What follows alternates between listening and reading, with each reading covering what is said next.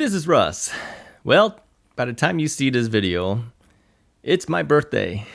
Yeah, January 15th. Yeah, how old am I? 62. Can you believe that? 62. And my daughter shares my birthday with me too. We actually have the same birthday. Here's an interesting thing, okay? I once took a photo of myself, putting it together for a passport. And then I took a photo of her too, because she needed to put together a passport photo too. So I took the two photos and put them together. Okay, so I put half of my face on the left side and half of her face on the right side. Then I adjusted the head sizes so that the chin to the top of the head was the same physical size. And you know what? Yep, we look pretty much exactly the same. She's just a female version of me, I guess. And everything lines up. Eyebrows were in the same positions, mouth was in the same position, nose was in the same position.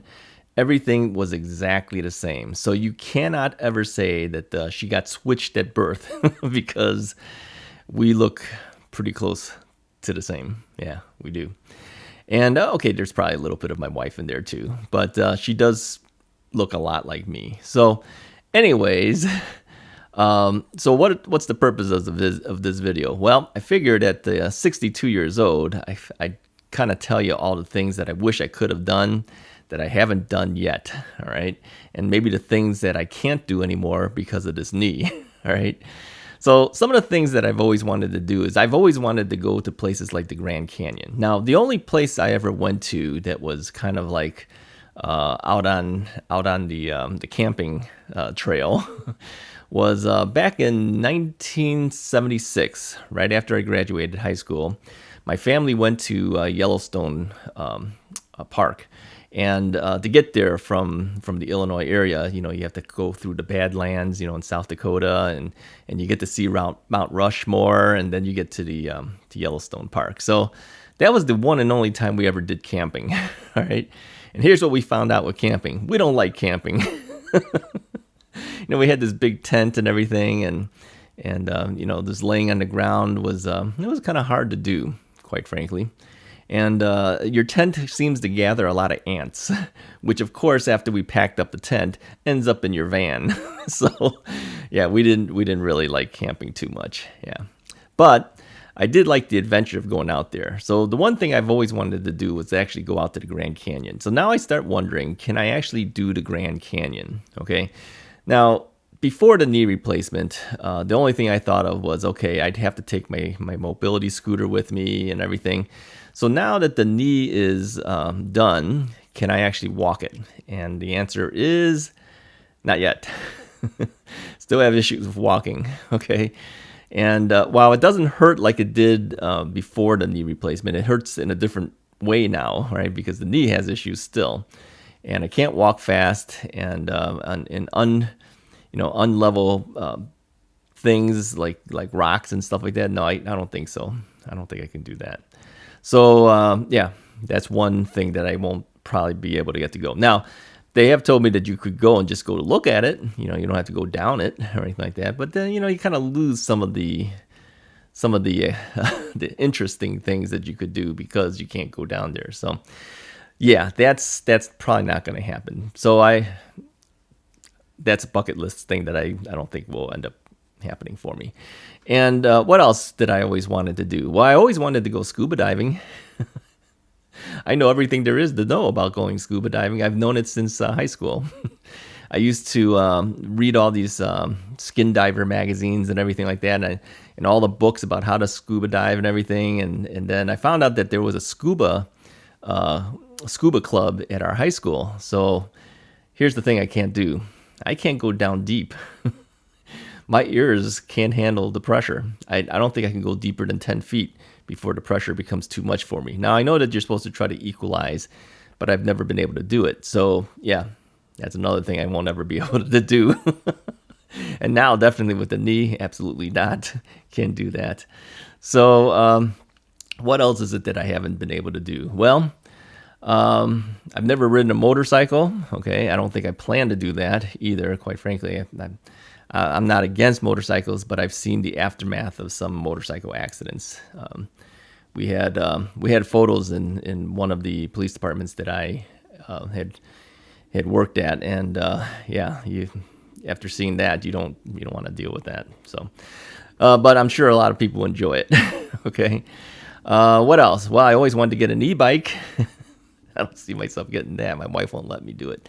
Yeah, we do have a regular bike. I should probably learn to use that, but I have the nervousness of not being able to get back if I get too far out, because my legs or my knees will give out, and then I won't be able to make it back even if I go off distance. So I always thought the e-bike would be a good thing, but somehow I don't see that ever going to end up happening either. So this is a depressing video.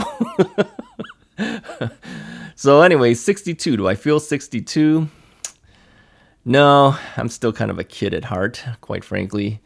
And a lot of people say you don't look like you're in your 60s. Well, yeah, I'm 62. Look at all the gray hair. Come on. So anyways, hey, that's about all I wanted to say. Yeah, today's my birthday. I didn't have a whole lot to say. You know what I'm going to do? I'm going to tag on another video that I made. And we'll run both of these together. So right after you watch this one, just keep it running and watch the next one, okay? And that's about languages, okay? Anyways, I appreciate your time. Stay tuned. Here's the next video.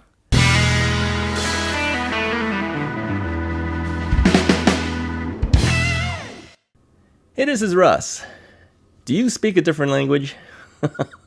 I'm saying, do you speak a different language other than English? All right, let me tell you my story, okay, and how this works out. So many of you may know that I am actually Chinese. Oh, you didn't know that? Might have figured I was Asian, right? No, I'm Chinese. I'm 100% Chinese, okay? Okay, we don't know if you're really 100%. I know that some people have taken these DNA things. They figure they're 100% Chinese or whatever they are, and then they send it in and they find out they're not 100% the ethnicity that they think they are. Somewhere along the line, their ancestors kind of mixed somewhere there, right? But they think they are, okay. So based on my background, my father's side and my mother's side, I would tend to think I am 100% Chinese, but you never quite know. There could be something mixed somewhere. You know, somebody did something somewhere maybe, right? But otherwise, since we don't know, I'm 100% Chinese. All right, so what's the point of this video?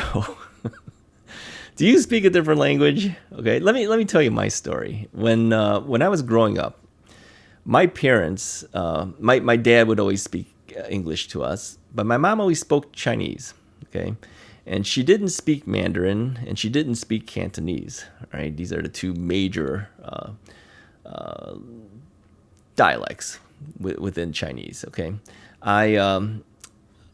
my parents spoke Toisan. Okay, Toisan is a area of China, and so you spoke what we call Toisanese. Okay, and so my mom said that up until we hit kindergarten, we spoke Chinese.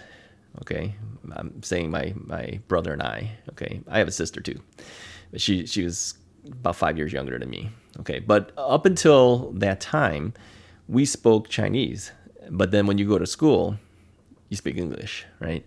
So then you tend to lose your ability to speak Chinese because you speak more English than anything. But because my mom kept speaking Chinese to us, I understand Toisan 100%. Okay, so anyone who speaks Toisan and spoke full 100% Toisan and no English to me, I would understand everything they're saying.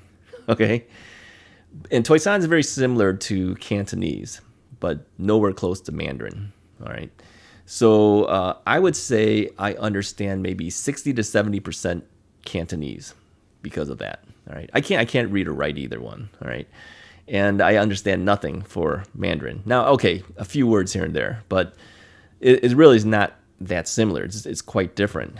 You could almost look at it as a different language. Okay, so here's an interesting story. My mom could not really communicate with my mother-in-law or father-in-law because they're from Shanghai, so they spoke Shanghainese, which is very similar to Mandarin. So when they speak, my mom couldn't understand them. Okay, so when they tried to communicate and they couldn't get what they were saying, the fastest way to do it was write it. write it in Chinese because the written part of it is the same. All right. So they would write it and then they go, oh, okay, that's what you're trying to say. Kind of interesting. Now, I know that a lot of people who are ethnic are in a similar situation like I was. You know, maybe their parents who came from another country came to the United States. They speak to their children in that language. The children understand it. They don't speak it very well, okay? Kind of in the same boat, okay? So do you have that? Is that something that you do? Now, here's an interesting story. Lately, my wife has been binge watching Netflix series, okay? Guess what she watches? She's been binge watching Korean series, okay? We're not Korean. We don't understand it at all. And she's been binge watching Chinese series, okay? So Asian series. And by the way, if you do that on Netflix, all the recommended stuff that comes up on her account, yeah, it's all Korean movies, Chinese movies, because Netflix figures that's what you like and that's what they're going to show you, right?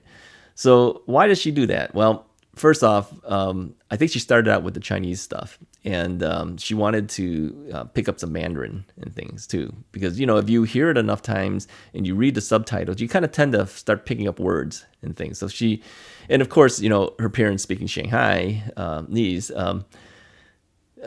She could pick up some of the Mandarin that way. So she thought that was kind of cool to be able to do that. Then she clicked on the Korean movies. And she found that she actually liked the Korean movies. Okay, now, do I watch that stuff? Yeah, I have to, because I'm sitting in the room dealing with my jazz knee brace, right? So there's not much I can do if I'm sitting there. I mean, I'm kind of stuck there too. So yeah, I'm watching that stuff too. And we can't understand it, so we read the subtitles, okay? But interestingly, we start picking up some words. After a while, you start hearing similar things again, and then you read it, and you go, oh, that's what that means. So little by little, we're picking up Korean words. I think that's interesting. So anyways, that's all I wanted to say in this video is that, you know, we do some different things, right? We're picking up languages, you know, even things that are not really our language. But yeah, that's what we do. So what do? Do you speak a different language? Do you understand something but can't speak like me? Okay. And this is what I say. This is what I say to someone who's older than me, and they ask if I speak Chinese. Okay, if they're speaking Toisan or something, I'll just say "sikyang and sikong." Okay, which basically means I understand listening, but I can't speak it. And I think a lot of them understand that because maybe their own kids are like that. Okay, yeah, it's kind of similar. Anyways, let me know in the comments. You know, what do you guys do? Do you do that at home? If you like the video, hit that like button, hit the subscribe button, hit all those things, and I'll talk to you next time.